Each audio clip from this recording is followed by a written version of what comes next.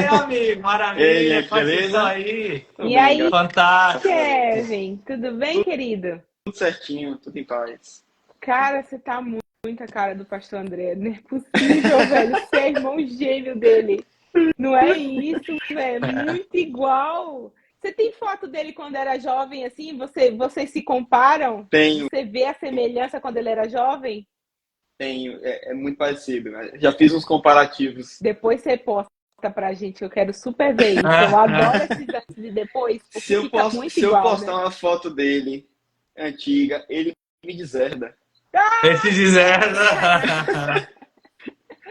Ai, ai, ai. Então vamos dar as boas-vindas novamente para a galera que está aqui na nossa live. Salve, salve, galera. Boa noite. Sejam muito bem-vindos a esse projeto que é revolucionário aqui em Chicago, Nova York, Estados Unidos e Brasil. E daqui a pouco no Japão, né, Guilherme? A gente tem Com convidados que certeza, querem até do em Japão. 5 continentes. Cinco Cara, eu quero continentes. dizer para vocês que apoiar esse projeto aqui, mostra sua camisa aí, E Guilherme. aí, Apoiar esse projeto aqui do Camisa Artificial bonita. Heart é uma obra é... de, isso é quem uma foi obra que de fez o arte, design? né? Vamos perguntar quem foi o cara, né, velho? Quem foi a pessoa que fez esse De onde desenho veio? assim extraordinário? Quem será? A gente tem trazido as pessoas aqui, Kevin, que são pessoas que participaram de forma direta e indireta do projeto, que estavam, quando o projeto ainda era um embrião, e falaram, cara, vamos fazer isso, que tal se a gente fizer aquilo? E o projeto agora está chegando nessa potência que é. A Legal. gente já tem, Kevin, nós estamos em todas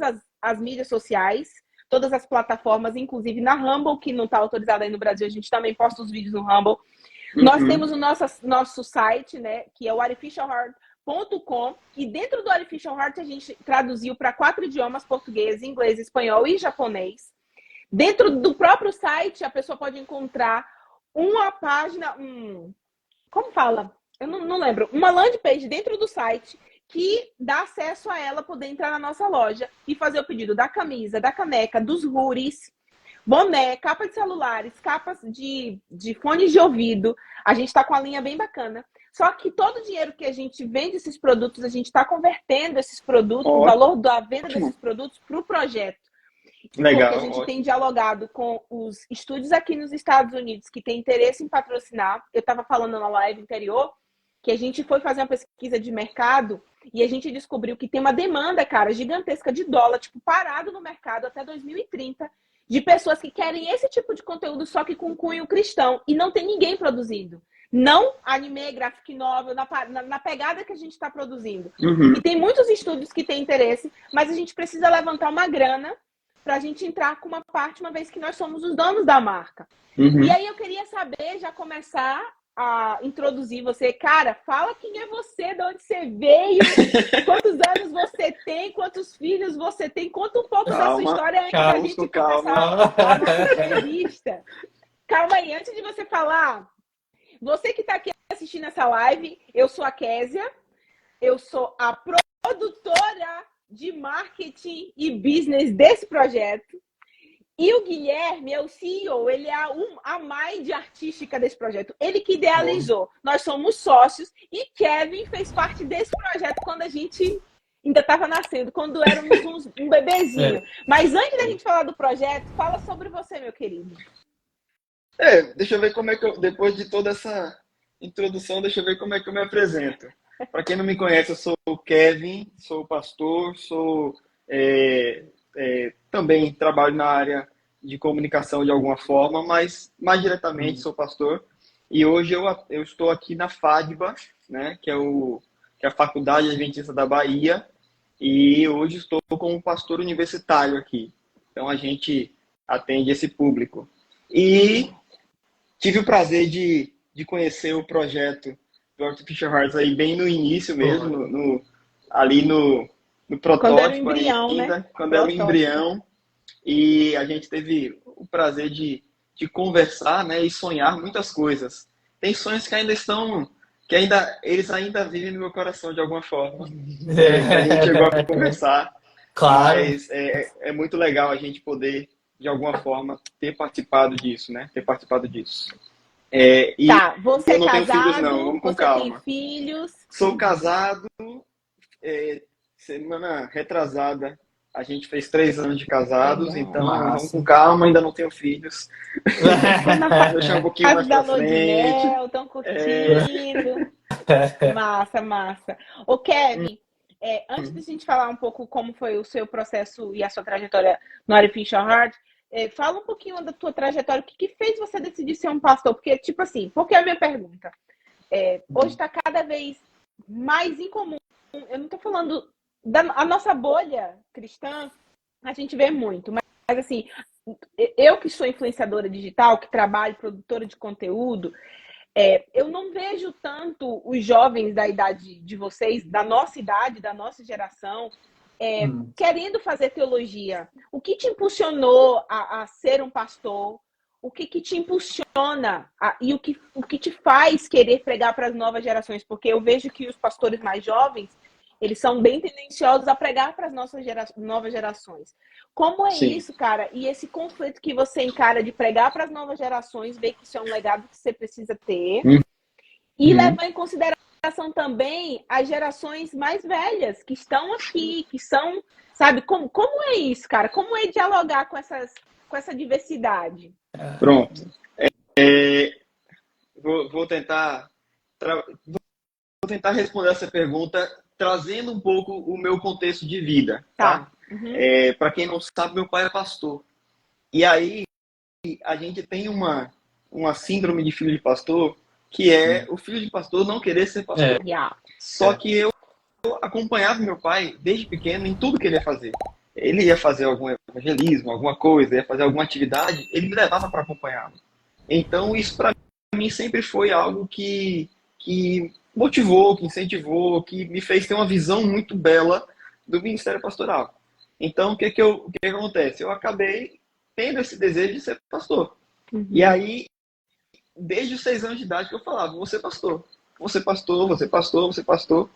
Ao longo da minha vida, aí eu comecei a entender de fato o que era a atribuição de um pastor, o que um pastor fazia, o que a gente precisava ter aí de atributos para poder ser um pastor de verdade. Porque um tempo da minha vida eu falava assim, não, eu vou ser pastor e vou ser bombeiro, vou ser pastor e vou ser... E aí eu falei, não, peraí, eu tenho que focar em uma coisa, né? E aí, mas aí, por que eu estou falando do meu pai e o motivo de eu ter me tornado pastor? É que isso me facilita lidar e conversar com outras gerações que não a minha. Tem gente que fala assim, ok, faz todo sentido. Fala assim, Kevin, você é um pastor jovem, você é um cara que busca muito atender os jovens.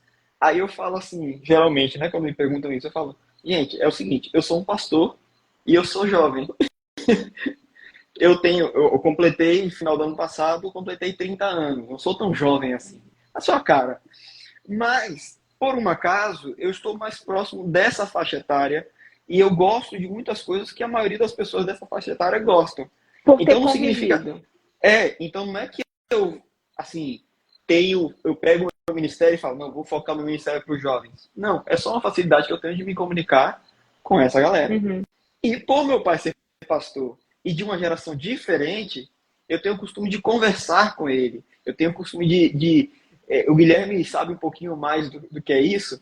Eu tenho o costume de brigar com ele, de debater, de brigar assim, brigar no bom sentido. Sim, de falar, discutir ideias. Falar, pai, eu não concordo com isso, eu concordo com aquilo, isso aqui é isso aqui. E a gente bate boca, a gente fica, às vezes, já aconteceu uma vez de a gente passar assim, um dia meio assim, meio encucado um com o outro. Mas, de fato, esse convívio com ele me faz entender que nem todo mundo vai se comunicar do jeito que eu vou me comunicar. Então, eu preciso ter diferentes formas de falar com diferentes pessoas. Então, eu acho que é isso que me facilita, de alguma forma, poder conversar com os mais velhos e com os mais novos. E com o pessoal da minha idade também. Boa. Pode perguntar. Vai, Guilherme.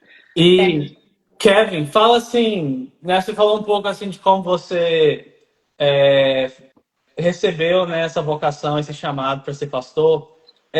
Você também é uma pessoa que tem uma vasta experiência intercultural, né? E eu acho que assim, um dos temas, né, que o podcast aqui tem elaborado muito, né? Principalmente assim, a área, né, de especialização da própria Kézia, essa questão de gerações, né, que a gente tocou um pouco, Sim. e também essa questão de interculturalidade, né? Então, assim, Sim. conte um pouco, você recebe, né, essa vocação, esse chamado para ser pastor, você faz, né, você estuda num seminário, Uhum. mas aí você também vai passar por um momento que você vai viajar o mundo. E conta um pouco como é que foi essa experiência de serviço, como foi assim, essa jornada, né, desses países, né, que você passou, e de que maneira isso até influenciou, moldou quem você é e o seu próprio trabalho, né, como pastor, como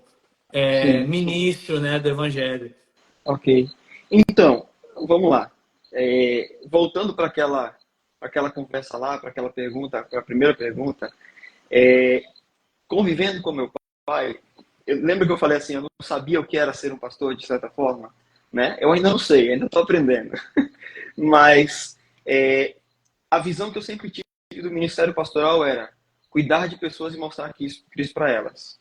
Essa foi a visão que eu sempre tive. Aprendi com meu pai. E meu pai sempre sonhou em viver uma experiência de missão fora. Quando a gente era pequeno, meu pai quase foi para um país para poder ser missionário ali, mas por algum motivo não aconteceu. Então meu pai em casa sempre falava para a gente de missão, para a gente que era legal e tal, e sempre incentivou. E aí para quem não sabe, eu tenho 30 anos hoje, mas quando eu comecei a faculdade, junto com o Guilherme, tem Vocês alguns foram anos, da né, Guilherme? mesma turma, Do Kevin? ensino médio e da faculdade. Que é isso, cara. Ensino São quase médio e irmãos. faculdade. E nossos pais estudaram Olha juntos. que massa. Então, quando eu comecei a faculdade, eu tinha 17 anos. Eu era muito novo. Então, eu ia formar, ia chegar para cuidar das igrejas, mas assim, muito novo. Então, eu falava assim, não, eu preciso viver alguma experiência para poder ter uma visão de mundo mais ampla. E aí surgiram as oportunidades de fazer missões, né? E hoje acabou que faz parte da minha identidade. Quem conversa comigo um pouquinho já sabe que eu gosto muito de falar sobre esse tema de missões, de como a gente pode ajudar as pessoas, né? E aí surgiu a oportunidade no ano de 2014 de ir para o Uruguai para fazer missão. E aí acabei passando lá 7 meses, fazendo um trabalho com as pessoas ali da capital, né, lá de Montevidéu. E também depois fui para Santarém, passei mais 4 meses em Santarém, aqui no Pará. E depois tive, no ano seguinte, a oportunidade de ir para o país de Bangladesh, né? Para Bangladesh para poder desenvolver um trabalho com a ADRA. Então, querendo ou não, eu trabalhei em várias áreas, como missionário em várias áreas. Então, deu para pegar um pouquinho de informações de vários lugares, né? De aprendizado de missões. Então, Uau. assim, acaba que durante esse processo, voltando para aquela conversa, cuidar de pessoas e mostrar Cristo para elas.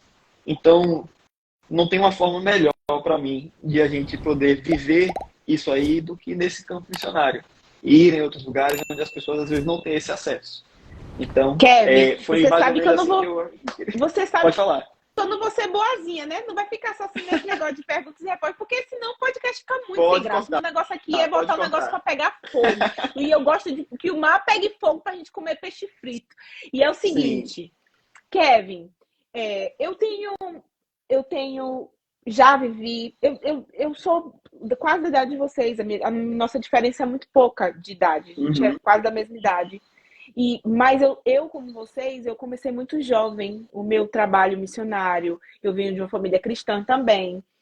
Eu fui para a Comportagem essa semana, até fiz um stories, não sei se você viu, Guilherme, falando que na Comportagem eu já cheguei a dormir em papelão, porque não tinha um colchão para dormir. E a gente que já trabalhou, já viajou, já sabe, já viveu essas experiências, a gente já passou por essas coisas. Kevin, e ao longo da minha história, eu fui passando e vivendo, já fui no Pará, ouvindo você falar, eu meio que viajei no tempo assim, sabe? Imagina assim, eu fui para Santarém, eu fui para Tucumã, e eu já fui para Redenção, Xingu, já fui pro... Aí você foi falando, eu fui imaginando o cenário. Por que eu tô te mencionando isso? eu fui percebendo, Kevin, que as pessoas... E esse projeto traz isso, velho. Eu fui percebendo que as pessoas, elas têm uma necessidade tão intrínseca de Deus, elas estão tão carentes e elas nem sabem disso. E por mais que você tenha uma linhagem cristã, religiosa, virou pastor, e a gente tem visto as mídias sociais batendo muito forte contra a religiosidade. E aí vem a minha pergunta de pegar fogo. Qual é a tua opinião sobre a religiosidade e como você prega Jesus sem ser um religioso tóxico? Porque eu vejo que isso tem sido um desafio muito grande para os pastores agora, atualmente. Pronto. Então, pregando Jesus. Pregando Jesus. Se eu estou vivendo de uma forma que eu estou vivendo para atacar as pessoas, eu não estou pregando Jesus. Porque Boa. Jesus, ele não vivia para atacar as pessoas. Uhum. Jesus, ele apontava algumas situações que precisavam ser mudadas, sim. Mas ele nunca tentava atacar a pessoa para impedir que ela tivesse esse crescimento. Então, por exemplo, quando ele vai e ele fala para a mulher, né, ó, vai e não peques mais, a tua fé te salvou. Ele está mostrando para ela, você está errada, vai e não faça mais isso.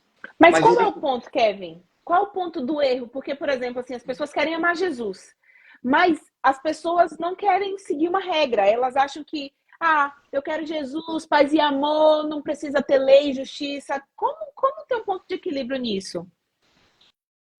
Então, eu vejo muito a lei como uma forma não de controle, mas de controle ao mesmo tempo. Não sei se dá para entender bem o que eu quero dizer. A lei, ela está presente em tudo que a gente vai fazer. Uhum. Até a falta de lei, ela é uma lei. Ela é uma lei. Tem um filme muito antigo aí, que eu não lembro agora qual é o nome do filme, mas eu acho que é algo parecido com A Noite de Crime, alguma coisa assim. Uhum. Era uma cidade onde, durante um dia no ano, eles tiravam todas as leis, as pessoas podiam fazer o que elas queriam sem nenhuma punição. E virava um caos. Então, mas era uma forma que eles tinham de estabelecer uma norma, estabelecer uma linhagem, um pensamento. Então, a gente dizer que a lei ela não pode existir é um problema. Eu lembro que eu tive uma aula, o Guilherme já teve também aula com esse professor, o professor Esmeraldo, e ele dava aula para a gente de filosofia e sociologia. E aí um dia ele falou sobre liberdade. E ele falou assim, o que para você é liberdade? E aí eu respondi assim, cada um escrevia no papelzinho, e aí eu escrevi: liberdade é fazer o que eu quero, do jeito que eu quero e na hora que eu quero. E aí ele respondeu assim: então você está sendo escravo das suas vontades. Eita! E aí eu fiquei, na verdade ele fez a pergunta: você está sendo escravo das suas vontades? Aí eu fiquei sem resposta. Por quê? Porque eu comecei a entender a partir desse dia, né, que não é simplesmente eu fazer o que eu quero, do jeito que eu quero, paz e amor. Não. A gente tem vários aspectos, não só na Bíblia, mas em outros espectros da vida, que eles vão buscar a gente para que a gente tenha uma normatização de algumas coisas. Eu lembro de ter lido um livro muito interessante. O nome do livro é E se Jesus não tivesse nascido? E aí ele vai fazer esse questionamento. E aí, se Jesus não tivesse nascido, como seria o mundo? E aí ele vai contando vários aspectos da sociedade. Economia, educação, família, direitos humanos. E mostrando como todos esses aspectos da vida, eles têm alguma influência da pessoa de Cristo e das lições que Cristo trouxe. Então, você sendo cristão ou não, você vive numa sociedade hoje que tem influência desse Cristo. Top. Às vezes isso é legal, às vezes isso não é legal. Não é porque a pessoa de Cristo não é legal, mas a forma como nós fazemos as coisas. Eu lembro que uma vez alguém me contou uma ilustração, e aí para tudo que a gente vai falar sobre equilíbrio, eu tento usar essa ilustração. É a ilustração de uma faca. A faca é um instrumento. E esse instrumento ele tem dois propósitos: furar e cortar. Se eu vou pegar um legume, se eu vou pegar um alimento aqui em casa e usar essa faca para fazer isso, ela está servindo seu propósito, ok? Ok. Se eu vou usar essa faca para atacar alguém, ela continua servindo seu propósito. O propósito dela é cortar e furar. Agora, qual é o uso que eu estou fazendo disso? Como é que eu estou usando ela? É ético? É moral? É interessante? É benéfico? É maléfico? Então, eu trato muito as coisas como instrumentos. A gente fala muito aqui, nesse perfil, esse projeto, fala muito sobre mídias, sobre cultura pop, sobre vários aspectos. Uhum. São ferramentas que a gente está usando. A gente pode usar de forma positiva, a gente pode usar de forma negativa. Kevin, e olha que coisa interessante, você falou uma coisa aqui que eu achei muito, muito interessante. Guilherme vai fazer a próxima pergunta, mas olha, Guilherme, o que ele falou, que o artificial heart pode ser positivo ou negativo. Uma das coisas que Guilherme falou assim pra mim, Kézia, uma das coisas que tem que ter no contrato quando a gente for fechar com qualquer produtora é que a gente não vai abrir mão dos nossos valores. A gente não vai abrir. Então, assim, por quê? O que acontece? Chega uma hora que agora que a gente está entrando mais profundamente nesse business, está chegando uma hora, Kevin, que a gente tem que fracionar o business. E aí o empresário ele quer entrar, vamos supor, com 50%. E ele já fraciona o que é eu e Guilherme que a gente administra. Sim. De repente, se entrar em uma outra rodada, entrar um outro produtor e quiser mais uma fatia, aí eu e Guilherme, a gente pega do nosso percentual e divide para um outro empresário. Logo, se aquele empresário que tem 50% se juntar com outro que tem 10%, nós perdemos o poder de decisão do projeto. E aí o que acontece? Ele pode dizer assim, a gente vai mudar o roteiro, a gente quer colocar aqui ideologias que totalmente diferentes do que vocês querem pregar. E eles podem, porque quem tá pagando a conta é que dita as regras. Claro. Então isso a gente tem que ter muito cuidado, cara. E tem que ser safo nessas horas, porque o Guilherme bate muito nessa tecla, Kézia, a gente não vai abrir mão dos nossos valores.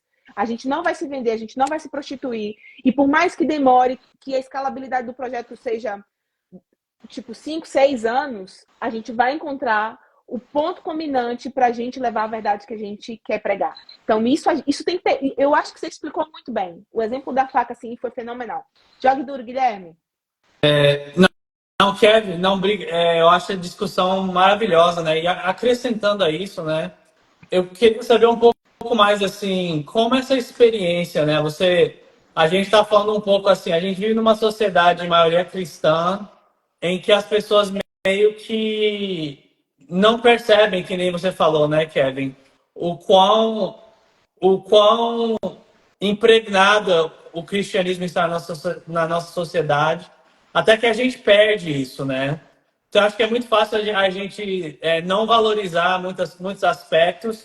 A gente falou, né, que a gente tem o cristianismo tóxico, mas a gente também tem, assim, algo muito valioso na nossa sociedade que a gente não pode perder.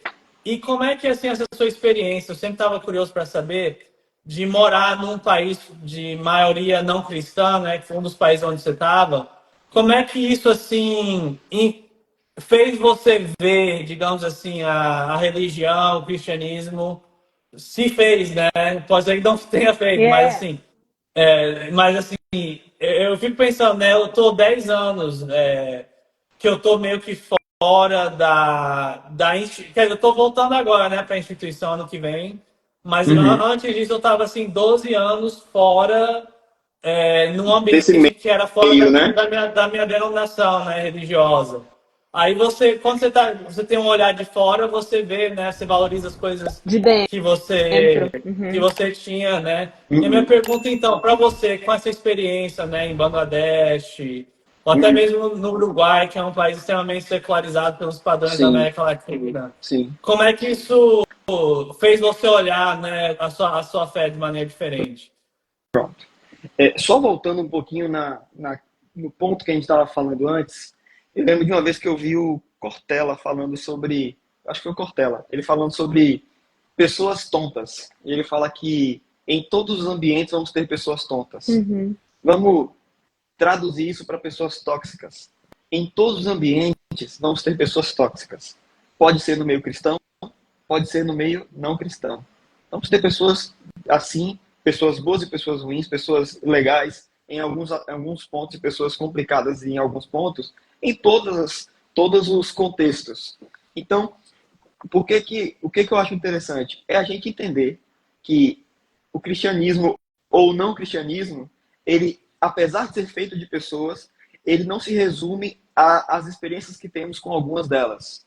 E aí, continuando pegando esse gancho e puxando para essa pergunta de como eu pude como é que isso me moldou nessas experiências, eu, eu queria poder dizer muito sobre como o meio não cristão, dentro dessas experiências que eu tive, me moldaram. E me moldaram, de fato. Mas o que mais me moldou nessas experiências não foi ver como outras igrejas e outras religiões se comportavam nesses lugares, mas ver como a nossa religião se comportava nesses lugares. Porque eu entendi que a minha bolha, ela não é desse tamanho, a bolha é maior. O meio adventista, aí, para quem não sabe, sou adventista. O meio adventista, ele não é o Brasil. Eu cheguei num país diferente que os costumes eram totalmente diferentes. Por exemplo, aqui no Brasil existe muito um debate, por exemplo, em relação a instrumentos de percussão, né? Cheguei em Bangladesh, deu sexta-feira à tarde, fim da tarde, comecei a ouvir os batuques. E aí fui na igreja para ir, e era lá. E era assim que eles estavam cultuando.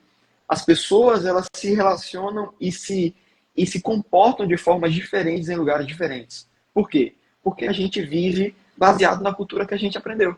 Então, eu aprendi dentro de uma igreja que a minha família é uma família tradicional, adventista, tem os costumes tradicionais, onde eu vivo. Tá errado? Não. Adventistas brasileiros, né? Porque uma coisa tradicionais é ser adventista brasileiro tradicional. Outra coisa é ser adventista e entender isso, que a gente tem uma macrovisão e que em diferentes culturas, apesar de termos a mesma doutrina, em diferentes culturas há costumes diferentes. Costumes diferentes, né? que não necessariamente, tá okay. não necessariamente são feridos os princípios. Exato, não mas que, vamos supor, se eu tivesse com a cabeça assim, não, é isso aqui e fechou, para mim feriria meus princípios. Uhum. Então, eu fico muito feliz como foi a minha trajetória com missões, porque eu vivi experiências diferentes, em lugares diferentes, mas que elas foram se ampliando gradativamente. Eu fui para o Uruguai, que é um país que não que é muito secularizado, mas é mais próximo do Brasil, de alguma forma, né? Então aprendi algumas coisas com eles. Fui para Santarém, que é aquela bem tradicional mesmo. Então eu vi lá também experiências que eu não vivi na minha igreja local, no colégio onde eu estudava. Aí eu fui agora para Bangladesh, que é uma realidade completamente diferente. E vivi outras coisas também.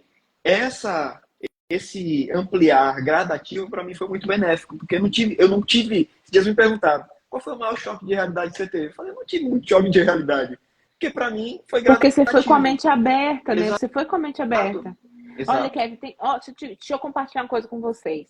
Eu atendo muitos clientes aqui nos Estados Unidos de culturas diferentes. E eu tenho muitos clientes judeus. A minha família é uma família judia que veio da Síria, né? Assim, minha bisa, a avó veio da Síria, ali, dos navios que vieram os refugiados escondidos para o Brasil, na época lá, sei lá, muitos anos atrás. Mas são judeus convertidos ao cristianismo. Sim. E eu me deparei com uma realidade de ver aqui muitos judeus. Cara, velho, eu queria compartilhar uma coisa com vocês, que eu queria ouvir a sua opinião sobre isso. Olha que surreal. Eu tenho vários clientes que são judeus e eles são budistas. Cara, eu buguei. Eu buguei primeiro, eu vou dar real aqui pra vocês. Eu literalmente buguei. Por quê? Eu tinha uma impressão de que os judeus, por causa da minha família, né? Eles eram tendenciosos, pelo menos a amar a Deus, assim, ter Deus, né? Como o seu Senhor e tal. Tudo bem que eles não aceitam Jesus, a maioria deles. A minha família são judeus convertidos ao cristianismo, mas existem judeus que veem Jesus tipo assim, um brother, nasceu no mesmo país que o meu, é um profeta como o outro, não enxerga Jesus como Deus. E, cara, tão triste isso, com todo respeito aos nossos irmãos judeus que não acreditam, mas é tão triste. Para analisar, Kevin. Se o judeu não acredita que Jesus é Deus,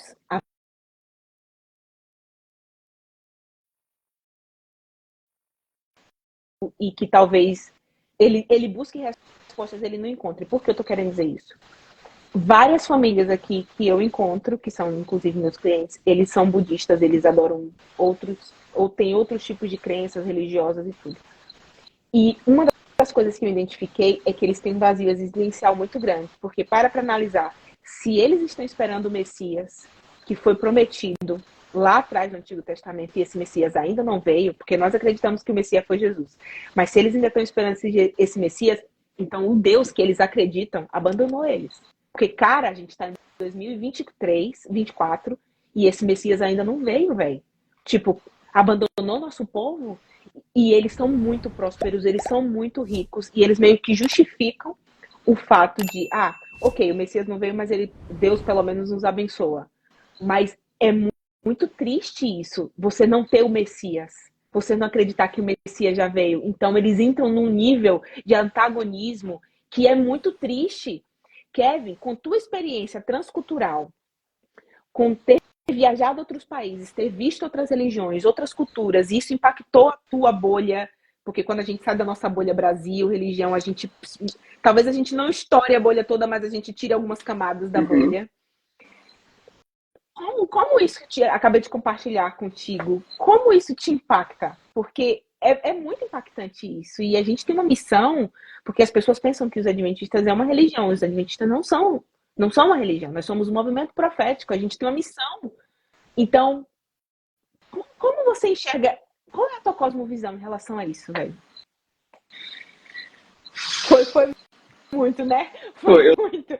Eu tô tentando buscar tudo. Alinhar, beleza. Alinhar, mas é que você tava falando aí, eu tava pensando numa outra pergunta.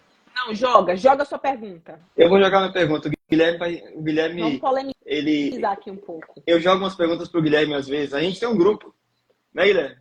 A gente tem um grupo chamado Polêmicas Vazias. A gente joga polêmica lá e vai conversando. Ok. Se a gente parar para pensar bem criticamente, a gente também vai pensar que o Messias nos abandonou. A gente também vai pensar que Deus nos abandonou, porque vamos pensar dentro do contexto do cristianismo que entende que Jesus já veio e está retornando. Tá. Estamos em 2024. Mais de 2000 anos passaram. E a gente está esperando. A gente está esperando. A fé, ela é angustiante. Caraca, você foi profundo agora. Agora você me desestruturou. Você me fez pensar em uma parada surreal agora. Entendeu? A fé, ela é desesperadora, de certa forma. Porque, querendo ou não, e aí eu vou já corrigir essa minha fala, porque aí depois quem pega só essa fala vai dizer, nossa, mas assim, a fé, ela passa pelo ponto de a gente ter ter algo que tudo diz o contrário, mas tem algo, uma fagulha que faz a gente acreditar. A fagulha que faz a gente acreditar.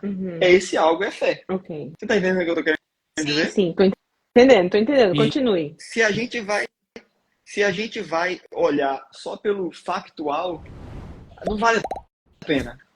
Vamos lá para a Galeria dos Heróis da Fé. Sinceramente, não vale a pena. É só você olhar os heróis da fé. Um monte de gente que morreu, que foi perseguido, que a galera... Massacre em massa, vamos falar assim, né? Em nome de uma crença, tô entendendo. Se for olhar pelo ponto chave da humanização da coisa e dizer assim, eu vou viver e morrer, não vale a pena. Só que a fé, ela entra nesse processo todo e cria aquela fagulha. Aquela fagulha que fala assim... De esperança. Eu vou acreditar. Ok. Entendeu? O que você diz? É que nem... Guilherme. Vamos ouvir Guilherme. Fala aí, Guilherme. Fala aí, Guilherme. Guilherme tem uns insights... Guilherme tem uns insights profundos. Não, eu acho com certeza, né, cara? A fé é um ato de Deus. Se a gente for colocar só no ser humano, a gente entra no desespero, né? E eu acho que, assim, talvez essas experiências que a gente vê, assim, tanto... Assim, pelo menos algo que eu gosto muito, né? Acho que é algo que tem me mantido muito na igreja, né? Principalmente no Adventismo, é que, assim, é uma fé que Deus age na história, né, cara? Tipo assim, é angustiante, é angustiante. É algo, assim, sobrenatural? É algo sobrenatural. Mas é algo que você tem tanta evidência, assim, na história, sabe? E você vê, assim, se a gente for estudar, né, tantos outros sistemas, é um sistema, né? É um sistema de como você vive uma vida boa e você morre. Só que eu acho que assim o milagre, né, e trazendo aqui, né, Do para Artificial Heart. Uhum. Artificial Hearts é que não é a fé não nasce do milagre, mas é o milagre que nasce da fé, né? Então acho que isso é uma coisa assim que eu acho, né, lindo, né, principalmente do cristianismo, é que Deus não deixou a gente no escuro, no vazio, ele deu assim, que nem um mapa, né? O mapa ele te aponta para algo. Mas você tem que confiar no mapa. Mas se você confiar no mapa, você vai ir para algum lugar, Sim, né? Então eu acho que isso que tem me dado assim muita esperança, sabe? É o que me mantém muito a saber que não é só um guia de conduta, né? Porque até esse pessoal, né, mais assim, assim, eu não sei, velho. Eu prefiro ser eu, cristão, com a fé que eu tenho, do que milionário e ateu, sabe? Com todo respeito, né? Eu tenho muitos Vazio. amigos. mas, Não, Eu tenho muitos é. amigos que mas são. pode ser cristão e milionário, não tem Não problema sei, não também, viu? eu não tô dizendo que as duas Eu tô coisas. Aí mentindo. seria realmente legal, seria legal, né? Mas assim, é que eu penso assim, cara, até mesmo quando eu tava assim, fazendo meu mestrado, eu tinha assim, muitos amigos assim que eram muito ricos, né? Mas assim, tá, o cara tem Vazio, você dinheiro, achava mas a única vazio. esperança dele é que ele vai morrer. Aí no máximo, se é uma pessoa assim que tem que planeja, né, deixar algo para os filhos, talvez, mas assim, no fim das contas você vai morrer, né? E eu acho que assim, o que é lindo, né? Assim, até eu sei que a gente está chegando agora perto da Semana Santa, né? Mas você pensar na ressurreição, aquilo ali meio que nega, né, todas as leis da natureza. E para mim é algo lindo, né, saber de que a nossa fé não é só uma coisa mental, Não mas é algo que a gente pode, termina. Exato, eu não entendo. termina, sabe, na nossa mente, numa Tem. ideia, num conceito, mas é algo que aponta para um futuro, e é um futuro que eu acho que a gente nem consegue imaginar quão grandioso vai Bom vai ser, ser. né? O Cara, mas Guilherme você. falou, né? Fala, Pode Kevin, falar. fala. Pode falar, pode falar. Você não acha que, tipo assim, é muita presunção da nossa geração? Porque quando eu era criança, eu era desbravadora e eu ouvi o diretor falar assim: eu tô preparando vocês porque Jesus vai voltar na geração de vocês. Você não acha que isso é meio que um. Isso é meio que um discurso para manter esperança no coração das pessoas? Eu não tô sendo aqui, gente. Você já deve. Eu gosto de botar fogo na lenha na fogueira, mas assim, eu não tô sendo incrédula. Mas esses são questionamentos que as pessoas, inclusive, às vezes têm, mas elas não têm coragem de fazer, porque elas Tá acham querendo que dizer se é só uma muleta pra é uma, gente tipo, manter a sobreviver? galera meio. Porque assim, você falou uma É, coisa que é factual. Você falou assim: a única esperança que um ateu tem é que ele vai morrer. A única certeza, desculpa, não é esperança. A única certeza que ele tem é que ele vai morrer. Na verdade, a única certeza que a gente tem é que a gente vai morrer. exato. Porém, Né? porém, a gente tem a esperança por causa dos fatos, ciências, provas, evidências de que tem algo mais, que não acaba na morte, sabe? Que tem É. algo além disso. Mas você não acha que é meio que presunção da nossa geração, assim, bater no peito? Porque eu acho que as outras gerações também deveriam bater no peito assim, a gente tem que voltar na nossa geração. O que vocês acham disso? Eu acho que é mais uma motivação, na verdade. Eu não digo nem Presunção, um né? discurso. Não, eu não digo que é nem um discurso para segurar. Eu acho que é uma tentativa. Vocês têm experiência fora. Vocês conhecem pessoas de várias culturas. E vocês Uhum. vão entender o que eu estou falando. Quando a gente começa a se aproximar de outras culturas e de outras realidades, a gente começa a colocar várias das nossas convicções em xeque. Essa É. convicção que a gente aprendia nos gravadores, a gente coloca em xeque. Porque eu, particularmente, saí e falava assim. Quando eu estava saindo, eu falava, gente, mas tem que ser pregado a todo mundo.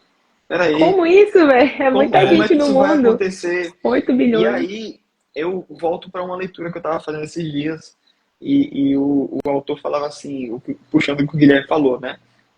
A fé ela é um dom de Deus. O próprio fato de nós crermos, né? O próprio fato de nós crermos, ele é uma expressão da graça de Deus. É.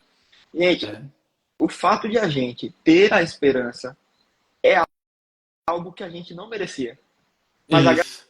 graça de Deus ela é tão maravilhosa que a gente consegue ter fé. É. A gente consegue ter esperança. A gente consegue ter algo que a gente fala assim, pô, vale a pena lutar. Entendi. É que nem, por exemplo, casei. Vou estudar, vou trabalhar, vou me esforçar ao máximo para botar comida dentro de casa. Mas eu vou botar comida dentro de casa simplesmente para me alimentar, tipo assim, chegar e comer um arroz com feijão e ficar e sobreviver? Ou eu vou trabalhar, me esforçar para poder botar comida dentro de casa e chegar, preparar uma refeição saborosa, aquela comida que traz aquele afeto, aquele prazer de estar ali. Então, quando a gente trata a fé, ela faz isso. Ela faz com que nossa vida ela tenha sentido. Ela tenha sentido. E aí eu gosto de observar, de pensar assim, são vários questionamentos que eu tenho na minha cabeça muitas vezes, e até às vezes eu sempre com minha mãe e falo, mãe, será que é pecado eu pensar esse tipo de coisa? Mas eu fico pensando assim, eu tenho minha fé, outra pessoa tem a fé dela. E o que me dá esperança não é o que dá esperança para ela, mas ela tem algo que dá esperança para ela. Ok. Quem não tem uma crença sempre vai crer em alguma coisa. Ou criar um Deus, Sempre, né? ou criar o seu Deus. Né? E vai correr atrás desse Deus. Desse Deus. Claro, tem deuses que não conseguem suprir aquilo que a gente... Mas assim, voltando para aquele negócio, né? Que eram judeus e budistas, tem tantas religiões que elas têm matriz cultural. Esses dias eu estava conversando com o Mavi. Né? Sim. O Mavi que esteve aqui, Tava né, aqui, com vocês. foi antes, Estava com a aqui com gente. vocês mês passado, né? E aí foi um dos primeiros. Foi um dos primeiros. Pronto. Primeiros. E eu conversando com ele, eu falei, cara, como é que era lá e tal, a religião? Ele falou, cara, pior que lá não tem religiões, mas no geral é um conjunto de crenças e folclores que eles tratam como a crença tradicional. É a crença deles. É a crença deles. Ele falou Tem isso aqui no podcast. Então, assim, eu particularmente, aí eu volto para aquele assunto do cristão, de como conviver com as pessoas, como não ser um cristão tóxico. Aí a gente conversa muito, Kézia, sobre eu com o Guilherme, a gente conversa muito sobre liberdade religiosa. Muito mesmo. E assim, cara, ao meu ver, eu tenho que falar sobre esse Cristo e mostrar como ele tem sido bom para mim. Para mostrar para as pessoas que talvez eles possam viver essa experiência.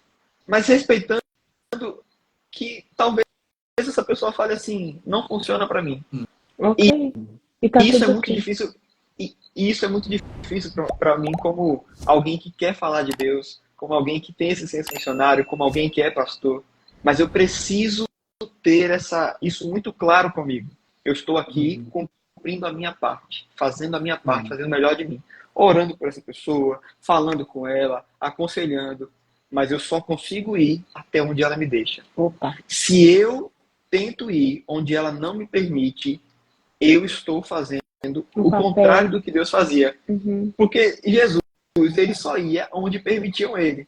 É só a gente olhar os fariseus e os pecadores. Onde é que ele estava? Com os pecadores. Ele estava com os pecadores, porque os pecadores aceitavam ele ali. Mas tinha gente que se colocava num lugar que falava assim, eu sou perfeito, eu não preciso de melhorias. E não deixava Cristo entrar. Tá tudo ok, Jesus não forçava a barra e tá tudo bem. É a decisão deles. Então, assim, eu tento viver dessa forma. Boa. Eu acho que me traz mais paz. Boa. Bem traz mais colocado, paz. Kevin. Bem colocado. Vai, Guilherme. Kevin, primeiro lugar, agradecer, né? A gente está meio que chegando na parte final do nosso programa, mas é muito legal, né? Saber que tem pastores jovens, que nem você, assim, tem a mesma idade, né?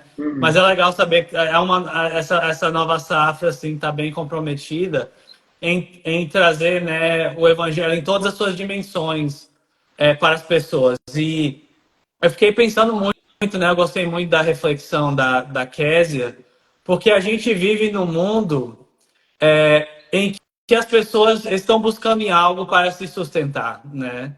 Eu acho que assim essa crítica de Freud que o cristianismo é uma espécie de muleta, isso se aplica a tudo, né? O próprio medo do juízo divino, a gente pode dizer que é uma muleta, né?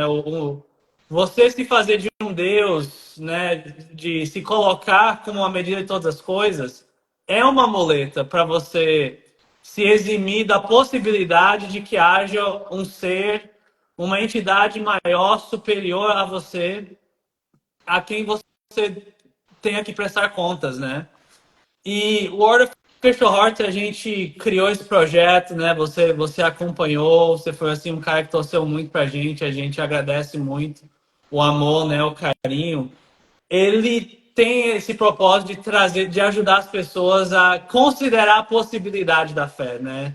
Da fé numa sociedade incrédula, numa sociedade que culturalmente é cristã, mas em que a maioria das pessoas vivem vidas incrédulas, em que parece que o sentido e a vontade de existir, principalmente no contexto, né, que a Késia e eu estamos, ela em Chicago, eu aqui no Nordeste dos Estados Unidos, e Anselmo da Cantuária ele falava que eu creio para que eu possa compreender, né? Né? E C.S. Lewis falava, né? Eu acredito no cristianismo como acredito que o sol, né, se levanta. Não só porque ele se levanta, mas porque através do sol eu enxergo as demais coisas, né? E o cristianismo ele tem esse poder de dar sentido, de dar lógica. Sim. E o Hora Fecha Horta foi criado com esse propósito. E a gente queria ouvir um pouco, Kevin, de como foi a sua participação nesse projeto. Eu sei que foi curta, mas foi muito bacana. Foi muito legal a gente colaborar com você. E se você poderia falar um pouco assim dessa experiência e o que esse projeto, ou projetos como esse, porque a gente também sabe que você também tem alguns projetos, a gente não vai dar nenhum spoiler, mas como é que você enxerga esse tipo de projetos, né, indo? Pronto. Volta à história do instrumento. Instrumentos, eles são feitos para serem usados. Tem instrumentos que têm mais possibilidades boas, tem instrumentos que são mais possibilidades ruins. E tem instrumentos que são equilibrados. Eu acho que as mídias, né, a questão da cultura pop, ela é um instrumento que é muito equilibrado. Só que, de alguma forma, a gente acaba culturalmente tendo um pouco de medo de entrar em alguns assuntos que outras pessoas vão entrar. Vocês estão envolvidos agora com gente de todos os perfis. Vocês estão inseridos na indústria da cultura pop, né? Então, vocês estão vendo que tem gente que tem boas intenções e tem gente que tem intenções apenas egoístas. Então, são instrumentos. Quando o Guilherme falou para mim sobre o projeto, eu achei muito legal. E aí, eu até falei com ele, falei, Gui, eu queria muito poder contribuir mais. Mas dentro da rotina que a gente tem, dentro da dinâmica que a gente tem, é muito difícil. Mas eu acho muito legal tudo que tem a ver com essa temática, né? Cultura pop. Eu gosto de jogos, gosto de filmes, gosto de música, gosto de tudo isso. E eu acho que a gente precisa explorar mais isso. A gente precisa entrar nesse meio, a gente precisa mostrar que esses instrumentos eles podem ser utilizados para a causa de Deus, né? Então, eu particularmente gosto de pensar que a gente se comunica de alguma forma. E como foi que eu participei? Deixa eu me lembrar como é que foi. Eu lembro da camisa, eu lembro de algumas ideias, de conceitos. de falar um pouquinho Inspirou, sobre... Kevin, porque, gente, essa camisa aqui, isso aqui é uma obra de... Ai, meu Deus, quase derruba aqui meu cenário. Isso aqui é uma obra de arte, cara, porque, tipo assim, aqui nos Estados Unidos, Kevin, esse estilo de obra, eles chamam de obra desenhada à mão. E, tipo, quando eu saí, Guilherme, aqui no mall, no sábado, eu fui com a camisa do Ari Fisher Hard, coloquei uma jaquetinha, aí tinha um cara que eu acho que ele curtia game, ele falou, onde eu posso comprar uma camisa dessa? Porque isso é arte desenhada à mão, isso é tipo assim, o que ele quis dizer, que eu entendi, é como se a pessoa tirasse da arte e imprimisse na camisa, sabe? Então eles acham esse tipo de arte um diferencial, cara. O que inspirou você, tipo assim, a criar esse conceito, a materializar, é porque me faltam às vezes as palavras, Kevin, eu fico tão acostumada, materializar a arte, tirar da arte e transformar isso num conceito artístico para chegar nessa arte aqui. O que te inspirou? Eu sou fã de aplicação de conceitos em produtos. Sou fã. Eu gosto. Guilherme sabe disso. Então, por exemplo... Não, e desculpa interromper, Kevin, mas falar. só para quem não sabe, o Kevin tem um dom desde o ensino médio, ou até antes, né, Kevin? Mas para fazer camisa, né? Que eu conheço poucas pessoas que têm, né? É um pastor adventista que sabe fazer camisa, cara. Tipo, Só pra dizer isso. Mas tem uma noção de ele estética assim, invejável. Tipo, ele idealizou a estética. Fala isso. E não, só comentar um pouco também, Kevin, que eu quero estar sendo humilde, né? Mas assim, quando a gente idealizou, cara, ia ficar uma parada muito feia, velho. Porque eu queria muito, é porque assim, eu sou um cara textual, né, velho? Eu gosto muito de citação, eu gosto muito de texto, eu gosto muito até daquela arte islâmica que os caras usam a palavra para desenhar um cavalo, tá ligado? Que massa. Aí eu falei pra Kevin, velho, ó, na moral, cara, eu tenho que incluir essa citação, porque é uma citação muito importante. Aí falou, só não bota na frente, bota atrás. Aí colocou atrás, o que ficou muito legal, porque aí o pessoal às vezes até para a gente quando a gente tá caminhando, né? Não. Sim, eles querem ler, cara. Eu acho muito massa, da hora. Quando a gente tava fazendo a propaganda em Nova York, o pessoal tava lendo, né? Então é quase uma espécie de testemunho, né? Porque é uma frase bem cristã, né? Se algo protege a sociedade, inclusive em nossos dias, e até transforma e regenera o criminoso, é a lei de Cristo, né? Então, assim, o Kevin conseguiu, né? Teve essa noção de série. Vamos colocar isso atrás nas costas para tirar, porque isso era de uma outra imagem que a gente tinha, mas parecia tipo um quadro. Mas ele conseguiu ver, não, fica melhor com tipo essa neblina, que ficou muito fera mesmo. Inclusive, a gente vai até fazer material esportivo, né, com esse modelo. Sim, mas ficou muito bacana mesmo, viu, Kevin? A gente agradece aí. Que bom. Embora foi curto, mas ficou muito maneiro mesmo. Desculpa interromper. Não, tranquilo. É que eu acho que é o TDAH que bate de vez em quando em mim. A gente só entrevista TDAH aqui. É verdade. É sério. É verdade. Esses dias eu tava conversando com um amigo aqui que é psicólogo e a gente chegou a uma conclusão. Todo mundo que tem alguma coisa envolvida com artes tem um pouquinho de TDAH. E aí, de vez em quando, eu começo a pensar. E o Guilherme falou comigo, eu falei, Gui, deixa eu dar uma pensada nisso aqui. Depois eu trago para você alguma ideia. E aí eu comecei a fuçar no Photoshop, fazer alguma coisa. E aí saiu essa camisa, saíram mais uns 2 ou 3 modelos, né, Gui? De camisas também. Tava tudo numa linha. Eu falei, Gui, vamos tentar com uma outra cor, fazer. Aí saiu esse azul aí. Esse azul ficou da hora. Então, assim,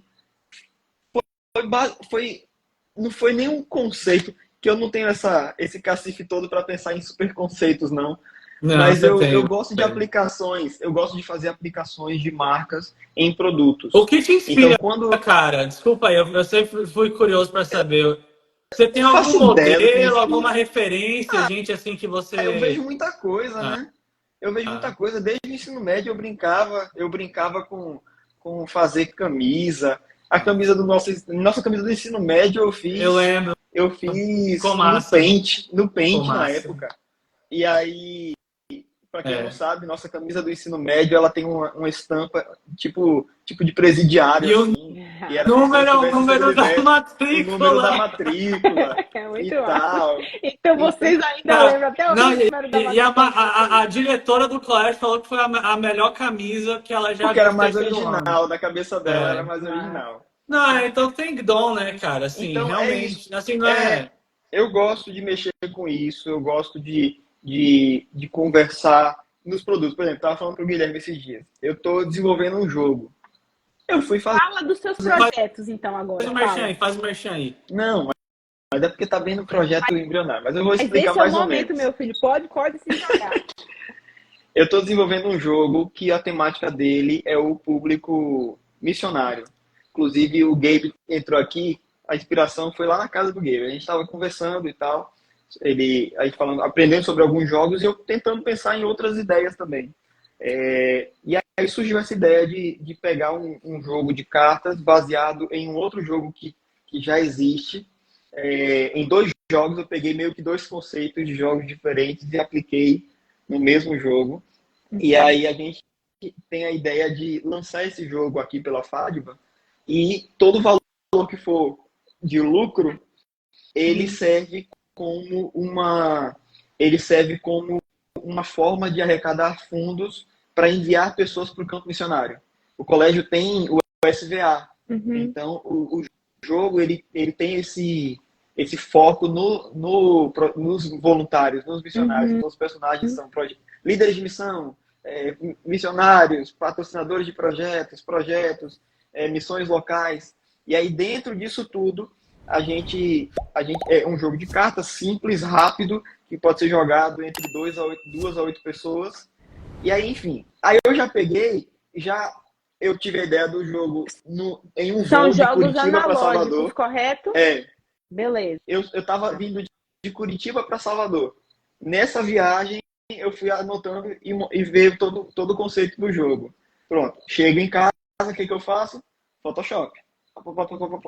Então, eu já fui aplicando. Então, hoje eu já tenho o design da capa, já tenho o design das cartas, já tenho toda uma estrutura do jogo aplicada, porque eu consigo olhar e ver isso funcionando.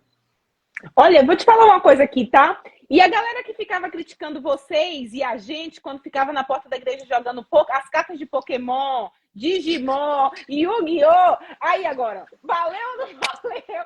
Sério, valeu. Uma coisa. Eu joguei muita carta de Pokémon. Tá? Então hoje a gente usa o que a gente jogava na nossa época para produzir conteúdo cristão, pô. Isso é muito legal. A gente tem um referencial. Não é cristão, a gente sabe os cunhos, né, e as ideologias por trás e tal, mas tipo assim, a gente pode usar o conhecimento que a gente tem de mundo, de causa e efeito para produzir coisas que são legais. Exatamente. Eu particularmente sou fã de tudo que envolve essas coisas, né? Inclusive, por exemplo, eu não ia contar não, mas eu vou contar. Conta tudo, meu filho, aqui é o lugar. Que já teve um momento em que, conversando com o Guilherme, eu estava pensando num jogo de computador. E desenvolver um jogo de computador no estilo assim, meio Final Fantasy, assim, meio Pokémon Yellow, assim. E aí, dentro dessa proposta que a gente foi conversando de fazer esse grupo, a gente começou a pensar num pensamento assim, do jogo do Artificial Heart, por exemplo. Então tem coisas que a gente vai sonhando, como eu falei, é questão do TDAH, né? A gente vai sonhando com um monte de coisa. Às vezes as coisas elas vão naquele momento, depois volta, depois surge de novo. Então eu gosto de brincar com o que a gente pode produzir. Aqui, por exemplo, na Pastoral agora a gente chega e tem vários sonhos também. Alguns já estamos conseguindo implementar. A gente tem um projeto, por exemplo, de implementar um centro de... Tipo assim, é um centro de convivência com os alunos através de jogos de tabuleiro. Existe um projeto desse que já existe em São Paulo, que é o Save Point. Inclusive, recomendo para vocês entrevistarem um dos líderes deles. Imitaram muito legal o da Andrews, tá? Vou logo te dar real. Eles foram lá na Andrews, viram porque da Andrews tem a sala e eles então, foram. Tem lá agora. E tá maravilhoso. Tá maravilhoso. Lindo. O que é bom tem que ser copiado. Eu não sou e já tô em conversas com eles pra gente trazer isso pra cá, né? De alguma forma. Então, são sonhos que vão acontecendo. E aí, por exemplo, a camisa, voltando para a pergunta inicial, a camisa ela surge também das ideias que vêm. Aí eu não sei de onde inspira, Gui. Eu vou tentando as coisas, o que dá certo eu mantenho. Por exemplo, Legal. eu estou fazendo uma camisa aqui para uns projetos que a gente tem de missões aqui no colégio. Massa. Eu fiz uns 3, 4 projetos para ver qual é o que me agradava mais. Aí depois que eu vi o que mais me agradava, eu falei, pronto, agora a gente segue. Essa aqui é boa. Você fez algum curso de design? Porque eu vejo que você brinca muito com isso, assim, você curte e tal. Então, eu fiz. Só que eu já mexia. É porque assim, um dia eu brincava com o Paint, né? Eu mexia no Paint. E aí eu fazia muita coisa já. Eu também. Tem o Enil, que é um amigo nosso, nossa. Ele fala assim, cara, até hoje eu não conheço ninguém que mexe no Paint do jeito que você gostava de mexer. Porque eu fazia arte de banner, fazia um monte de coisa no Paint. Só que porque eu não tinha outras ferramentas. E aí meu cunhado me apresentou o Photoshop. E foi paixão à primeira vista. Eu comecei a mexer no Photoshop, tricar, mexer para lá e tal. E aprendi a mexer no Photoshop de forma muito, muito prática. Assim, eu não tinha tido aula. Aí depois eu fui fazer um curso. Só que como eu já sabia muita coisa, eu não aprendi muita coisa no curso. Sim. Então eu fiz Você fez curso só para ver a linguagem, né? Porque de repente pode ser uma linguagem que mas no geral, então eu gosto de brincar. Aí quando eu fui fazer jornalismo, que eu também fiz jornalismo, então ali eu mexi um pouquinho em outros programas de edição, como o Illustrator, InDesign. Ok. E aí eu comecei a mexer, aí eu aprendi as ferramentas e aí pegava o que eu já aprendia de Photoshop, já sabia, e aí eu fui mexendo também. Então eu vou muito no improviso. Massa. Muito eu gostei disso, sabe? erro. Gostei disso, Kevin. Ó, a gente recebeu a produtora que está fazendo a arte, uma das pessoas trabalha no Dark Horse e na Marvel. Eles apresentaram o nosso projeto para o Xbox, para o Nintendo, e apresentaram o Artificial Heart para o PS, o PlayStation. Sim. Então, para as principais indústrias, porque ele queria ver o que a indústria pode desenhar de jogo. Legal. Mas a gente tem que ter um protótipo. Então, a gente, de repente, pode conversar sobre isso, você trazer um pouco do que você pensa, né, Guilherme? Claro. De repente, trazer alguns insights pra gente. Se é melhor 2D, 3D, o que é mais vendável, o que é mais aceitável no mercado. Entendeu? O que eu vejo, assim, eu não sei o que você pensa também, mas eu acho que a gente tá em sintonia com isso. Mas acho que esse podcast pode fazer um network legal, né, cara? Com um monte de gente que tá fazendo coisas legais ao redor do mundo, né? Unir, né, essa galera. Que nem o Yuri Gramacho acabou de entrar na nossa live. Lá Abraço aí pro Yuri, viu, que tá nos assistindo do Japão. Manhã, né? A gente tem o Elton Onishi também, que tava antes do Japão. Tava Anthony Bozeman, hi, I don't know if you left, but hello from Artificial Hearts. Então, muita gente também que participou aqui, né, do mundo inteiro assistindo. E a gente agradece aí a participação de vocês, nossos seguidores. Nossa, é porque o Guilherme, velho. Seguidores, fala seguidores. O Guilherme é uma viagem, eu acho muito da hora. Ele fala nossos telespectadores. eu viajo. E aí ele pergunta nossos seguidores. Nossos seguidores. É isso aí. Gente, foi um prazer estar aqui com vocês, tá? Esse bate-papo pra mim. Abraço, na verdade, galera. Né, Guilherme? Assim, todo bate-papo tem sido, assim, muito massa pra gente. A gente tem crescido muito, ouvindo as histórias das pessoas. E que, de alguma forma, impacte a vida de outras pessoas que vão assistir nas mídias, né? E que as nossas histórias possam deixar um legado, de alguma forma. Eu acho isso legal. E eu queria te agradecer, Kevin. Eu que agradeço. Em nome do Artificial Heart, eu e o Guilherme aí queremos nos agradecer por ter tirado um tempo aí. Eu sei que tua vida como pastor, principalmente de universitário, deve ser punk. Universitário é cheio das ideias, cheio das parafernálias mentais. Mas tirar um tempo aqui para trocar uma ideia com a gente, pra gente é um privilégio ter você aqui. E que Deus abençoe teu ministério. E que a gente consiga, a nossa geração consiga impactar mais jovens, né? Amém. Pai, Guilherme. Amém. Não, obrigado, né, Kevin? A gente sempre agradece, você é amigo da casa. E eu acho que, né, Kézia, as portas aqui estão abertas, né? Sempre, quando você quiser quando você quiser promover alguma ideia e tiver pronto, né, para você querer lançar, estamos aqui, viu? E a gente agradece muito, né? É uma amizade aí de anos e a gente tá empolgado aí para ver o que você vai fazer na FADBA e também, quem sabe, né? Eu acho que vai ter uma repercussão muito maior só do que em um lugar só. Mas a gente agradece novamente aí, foi um prazer ter você conosco. E continuem, gente, Prazer todo meu. porque cada vez, né, é mais uma aventura, é mais uma pessoa com uma história fantástica de vida, com quem nós podemos, né, aprender. Então fiquem ligados que semana que vem tem mais. Tem mais. E é uma surpresa que vocês vão gostar, assim como vocês gostaram dessa. A gente promete. Kevin, terminando nossa live, deixa sua mensagem para a galera. Minha mensagem para a galera? E uma frase. Final, qual a pudesse mensagem final que resumir. você gostaria de deixar? Jesus é top. Aproveita tudo que ele tem para nos oferecer. Amém. Não, basicamente é isso. Amém. Aí, Guilherme. Valeu, irmão. Valeu, Tamo mano. junto. Não faz isso não. Então não faz não. Faz não, faz não. Valeu, Não Kevin. brigue. Tamo junto. Valeu, abraço. galera. Tchau, tchau. Abraço.